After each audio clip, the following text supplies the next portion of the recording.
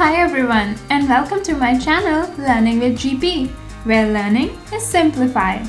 Today we are going to talk about one of the most common challenges that we all are either facing right now or have faced at some point in our life as students. And that is making the right choice when it comes to choosing the subjects for the study curriculum. If you take a bird's eye view of the problem, in a way it's quite broad. It easily translates in life and presents itself in many different ways where you have to make one or the other important life decisions. Today, we are going to focus on this problem from a student's perspective. In student life, one often experiences phases where they have to pick a subject or a field of study. Many times, this area becomes your field for life. Either ways, it is a very important decision and must be treated with caution. For the determined, this is an easy choice and only a matter of time when they can start pouring their whole energy towards their favorite study area. On the other hand, for those who are interested in everything or in some cases nothing, this is an ultimate nightmare. To choose something when you like everything or nothing is a stressful situation, especially when it might end up determining your entire future. Having been interested and excited by most subjects, I was in a similar situation in middle school, before university, and to a certain extent even before my PhD. That certainly clarifies the choice making to be a recurring problem. Well, what better way to combat a recurring problem than to prepare for it in advance, especially when the task has bare minimum requirements involving our simple reasoning arsenal. Coming from a middle-class family in a developing country, I didn't get much of a say in choosing my high school subjects. But later on, I found myself in similar situation when applying for the university. And this is when I came up with the reasoning flowchart to help conquer this problem effectively. Let's refer to it as our Reasonnaire. Get it? Because it's like questionnaire, but it's actually based on reasoning, so it's Reasonnaire. If that makes sense. Alright, I know what you're thinking. When I had my paths decided for me during high school, how can you trust that it actually works? That's a really great question. For those who are in a similar situation in high school and are fortunate enough to already be in the deciding chair, I say, don't trust me, use and test the Reasonnaire's accuracy yourself. I know that I didn't get to apply the method during this particular time, but talking from my experience, I can vouch that the basic decision-making process stays the same at all levels. Therefore, the Reasonnaire should be equally effective for you. Not only that, I even use this little framework when deciding my majors and minors post-enrollment in master's program, and it proved to be quite the time saver. Now, without wasting your time, let's go through this Reasonnaire and figure things out together.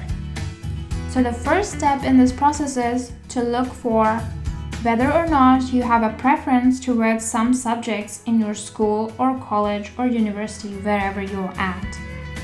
If you do, make an ordered list. Mark them from your most liked to least liked, and pick the most liked option first. Don't worry, we will definitely talk about if you don't have any subject you like in your school or college. For now, we're just going to focus on the yes and come back to no later, so bear with me a little bit.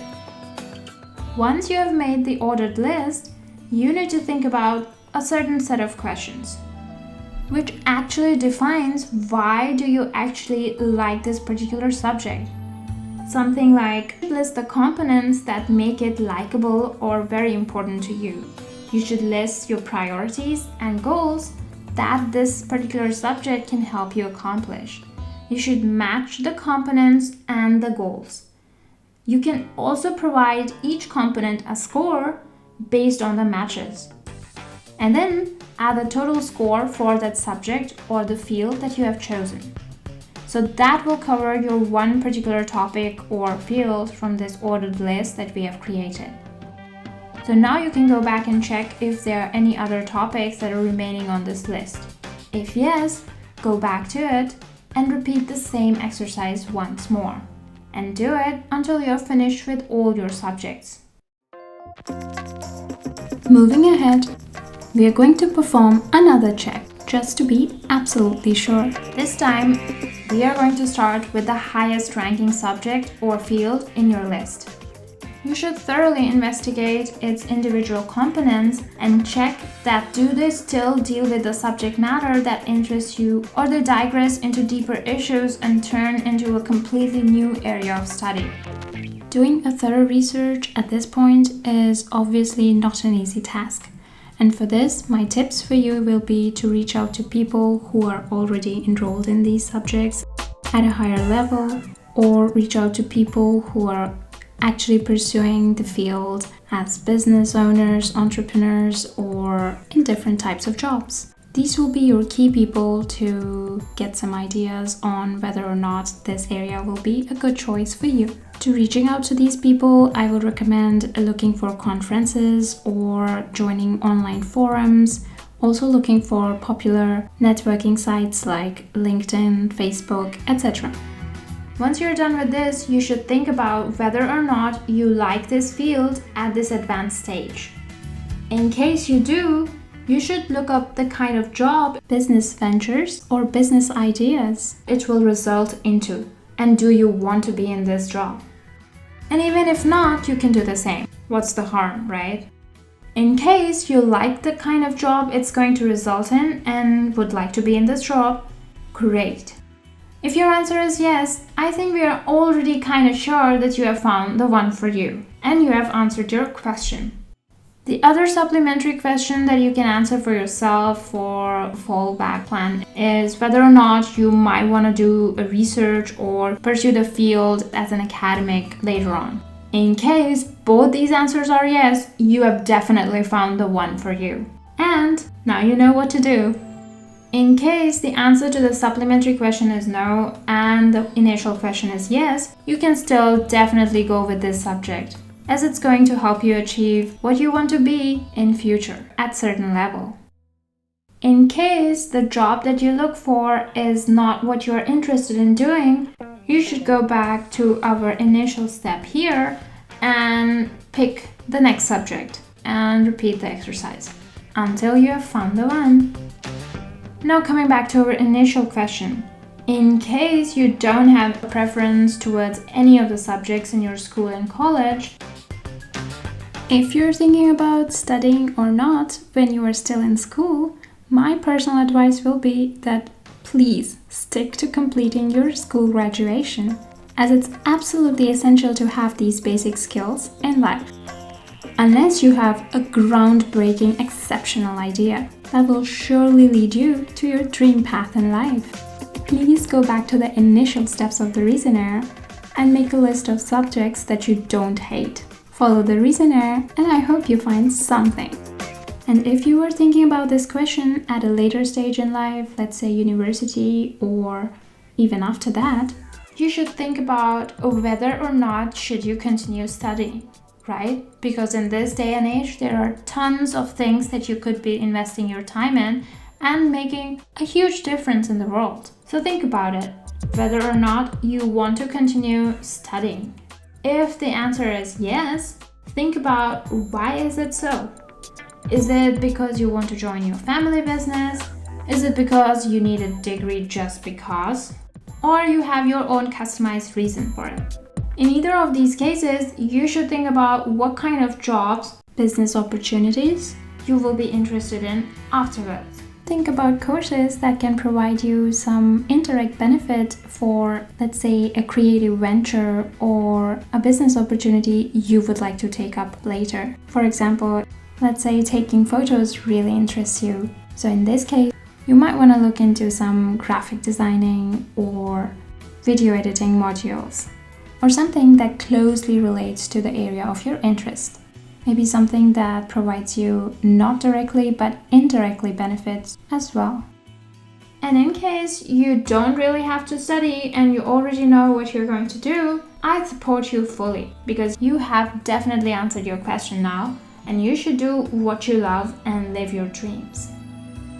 The other interesting questions that you should think about when thinking about these questions: what kind of universities or colleges are offering these courses? Where are they located? Can you access these locations? Can you actually afford them? And think about the scholarships, loans, or parental or relative support that you are going to need in order to attain these dreams. So let's get to work and figure things out. So I hope this Reasonnaire helped you think about how to choose your subjects in some way or the other. If it did, let me know in the comments below. Apart from this Reasonnaire, I would enlist a couple of important things to consider whenever in doubt, that are obviously a part of this Reasonnaire, but you can separately also think about. These things include, first of all, which subjects interest you. List them, and for each of them, write what points make them attractive to you. Second point, what are the goals you want to accomplish in life? Do the subjects on your list and your life goals coincide? If yes, do your subjects help you get closer to achieve points on your life goal list? If yes, how many points? The more matches, the more beneficial it is to take that course. If no points match or the matches are low, choose the second subject on your list and repeat the same exercise until you find the one with most hits. Choose subjects which help you achieve your life goals alongside the ones you enjoy reading. Also think about, do you want to study because you want to join your family business? In that case, look for subjects that help you gain more insights into the family business and possibly even help you in adding new aspects to it. Once you have listed them, do the exercise we talked about in the point 2. If we haven't covered so far why do you want to study, so then is the reason for your studying is to get a basic degree? In this case, look for a relatively easy course so that you can have extra time to help you focus on things you actually want to do. The location of the course, providing institute and related fees, etc. must be of essence when deciding the course in this case. Once you listed them, do the exercise we talked about previously in our point 2, and you will hopefully find something interesting. Now that we have made a list of courses we would like to take and assign them their proper score, all that is left to do is to pick the course with the highest match points and research its components once more. You should see whether or not they stay interesting to you at an advanced stage. If yes, you might even have an additional chance to pursue them as an academic if you would like. Either ways, look for the jobs it will offer you in the real world. And think about whether or not these jobs interest you. If yes, I suppose you have found the one you want to choose. If not, go back to the list and repeat the same with the second highest subject and so on until you have found the one. All this previous subject choosing exercise was obviously based on the fact that you have enough credits and are above the required level. However, don't frown if you don't. You should definitely try and reach out to your teacher, discuss with them on how to get those extra missing credits. In most cases, people are willing to give you another chance. So stay positive, you got this. Let me know in the comments below if you would like more information on how to work on improving your grades. I will be happy to share my experience and tips with you. I hope this video will nudge you a bit forward in your journey. If you have questions or want further clarification on any of the points, let me know in the comments. Don't forget to share it with someone whom you think can benefit from it. Thank you so much for watching this video. Do subscribe to my channel. We have a ton of learning material here for you. If you guys like this video and would like more, do let me know in the comments below and give me a like. So see you until next time. Bye!